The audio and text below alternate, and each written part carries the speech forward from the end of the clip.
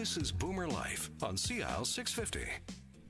Welcome back to Boomer Life. Today we're talking about solutions to debt, some of which you may not even be aware of. Joining us today is Phil McCourt, Senior Vice President with Abakhan and Associates, trustees in bankruptcy with offices all over BC, Victoria, Vernon, Prince George, and down here in the Metro Vancouver area in Vancouver and also in Surrey.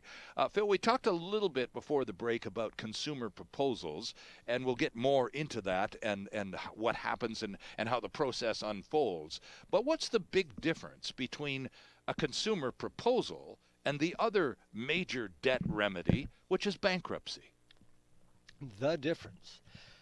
Well, first of all, a proposal is avoiding bankruptcy. So you make a proposal and you're not going bankrupt. Okay. The proposal, the creditors have to do better in a proposal than they would in a bankruptcy. So the theory behind a proposal actually is that you say to your creditors, look guys, let me keep what I have, because if you let me keep if I have anything at all, a lot of time all they have is income, they don't have any assets, but let me keep what I have and don't make me go bankrupt, because you're going to do better than you would do if you bankrupt me and sell what I have, if in fact I have anything. So that's the, I don't know if that explains it exactly, but making an assignment in bankruptcy, the technical aspect of making an assignment in bankruptcy is you take all of your assets, now vest in the trustee in bankruptcy. Okay. Boom. End of story. So from the consumer, from the individual side, it seems to me, based on that description, that the consumer proposal would be the preferred remedy. It would be the preferred remedy if you can in fact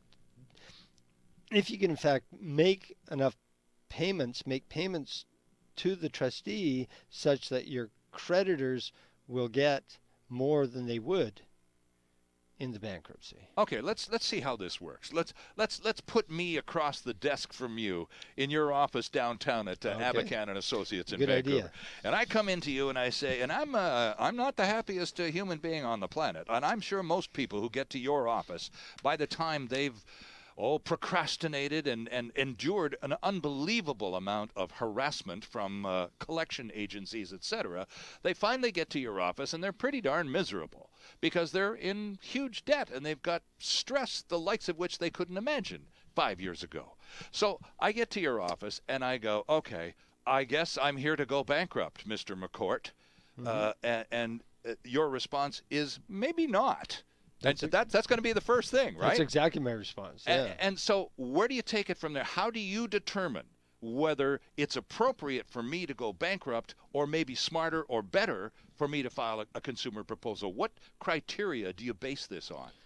The first thing I usually have to do is ask the person to stop asking questions and let me ask questions, because I'll ask the questions and then I'll get the answers I want and be able to tell you what your options are. Okay.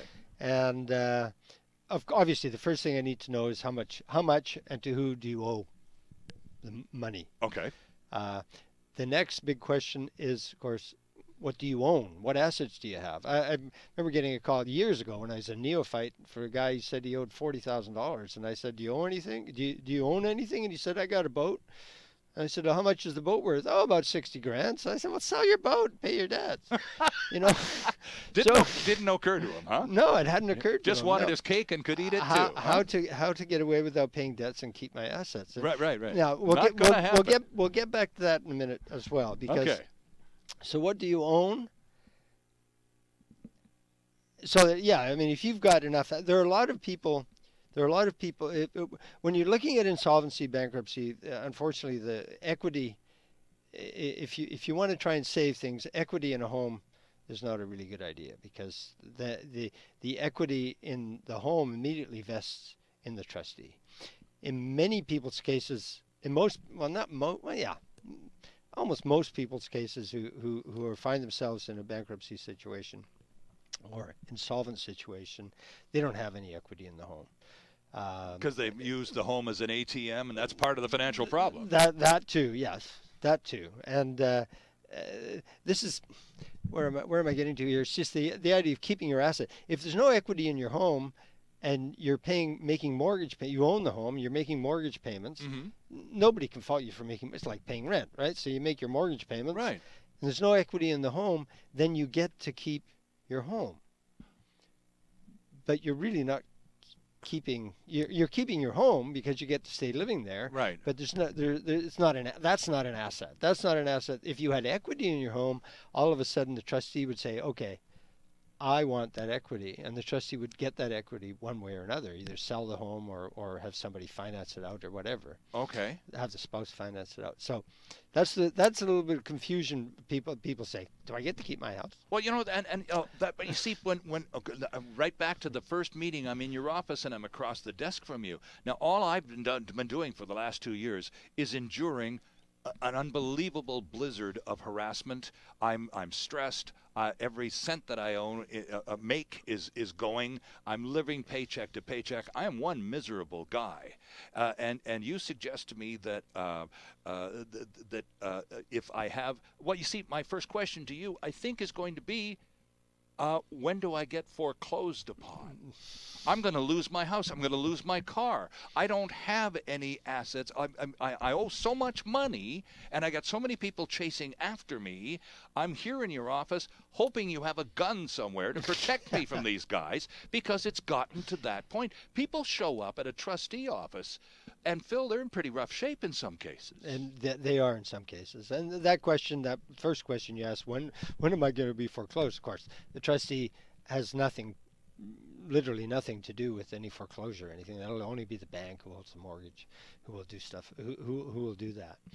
But it's not as automatic as some people imagine it to be. Oh no, it sometimes takes months and months and months for a foreclosure to happen and be completed. Different topic really, but interesting. It does take months. Right. I mean, it can take, somebody can live for 9 months in a house. So what's the first thing that happens once I sit down, and I've gone to great lengths to tell you how miserable I am, and you've found out how much I owe and to whom, how much do I own, and in a lot of cases that's pretty flimsy, Not very much. if nothing. And then the next question, how much do I earn? How much do you make? You have a sense of my cash flow and my debt scenario. So now you have some kind of ability to assess the situation and decide, or help me, give me some advice as to whether a proposal or a bankruptcy is the appropriate route. That's right. And if you have no assets, let's just go with that. You have no assets. Right. You live in a house, but there's no equity, and there are exemption. There are other way. You're allowed to keep $5,000 of equity in your car and things like that. Right. You're allowed to keep $4,000 of or a couple can keep $8,000 worth of furniture and appliances in their house. So there's those small things. They're allowed to keep those things. The trust. Then what I will do is I'll go through. Then I'll basically focus on how much money you bring in every month. Right.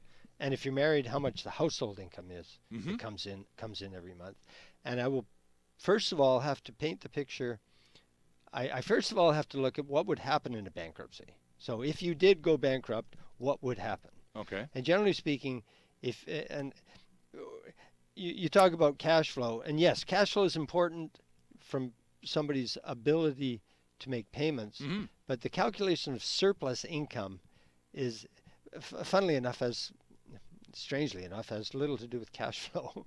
It has very little to do with money going out. It has everything to do with money coming in. Okay. And the calculation of surplus income, it's set out in the Bankruptcy Act.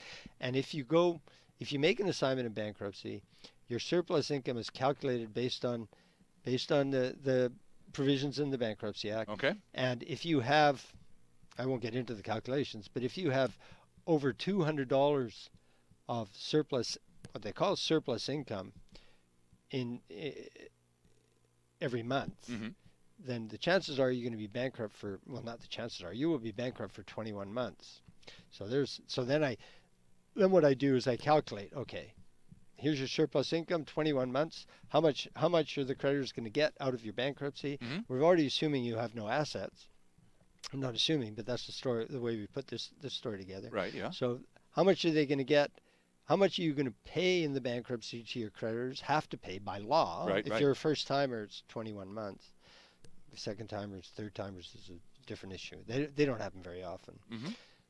How much are they going to get out of the bankruptcy after the trustees' costs? How much are they going to get in the bankruptcy? And then we go to a proposal. So in a proposal, in order to talk about a proposal, we have to find out how much the creditors will get in a bankruptcy. Okay. We figured it out. They're going to get 5 cents in a bankruptcy. Let's say 5 cents on the dollar, all the creditors. Well, you have to offer the creditors more, but if you offer the creditors 10 cents, they would probably say, take a hike. Oh, okay. Still not enough. Still not enough. All right. You're going to have to offer a little bit more. You talked about 30 cents I talk on in the dollar. 25 or 30 cent okay, range. right. 25 or 30 cent range. And as I said, it's a balancing act. It's what somebody can afford to pay. Right. Compared to what the creditors are going to get. If somebody wants to make a proposal and they truly can only afford to pay so much, so the creditors only get 20 cents on the dollar, then that's it. And if the creditors don't want it, then okay, too bad. How many proposals get rejected, Phil? Consumer it's just consumer not enough. proposals. It's just not enough. We need go back to the table and bring those numbers up. This is turned down. Percentage-wise, I don't know. There might be some discussions between the trustee and the creditor where the creditor says something like, "You make it $50 more a month, and then we'll accept it." Sort of idea, that kind of thing. So they're open to negotiation. They are open to negotiation. Okay. In lots of cases. Now you also mentioned I'm sorry to go back on this, but something stuck out as you were talking. You were talking about income. And how much a person, I need to know how much you make. And if your spouse is working, I need to know how much the household income is. If I, the consumer, either go bankrupt or file a proposal, is my wage-earning spouse automatically included in that?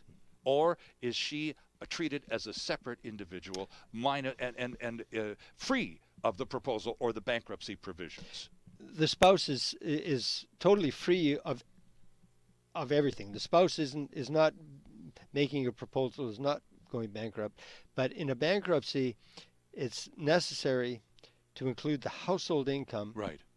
And then the way the surplus income calculation works depends on how many people live in the household. And you're allowed to keep so much more money the more people that live in the household. But you bring, of course. But you bring, okay, that makes sense. So that's a bankruptcy. Mm-hmm. And that's where the spouse's income is involved. It's not the spouse, just the spouse's income. And it's purely for calculation purposes. Right. In a proposal, this is where the individual has to bring in their spouse because maybe the spouse's income can help make the payments. Right. Most people, what I find, Sterling, is proposals are preferred. Creditors like them because they get more money. Mm-hmm. Trustee likes them. We don't always.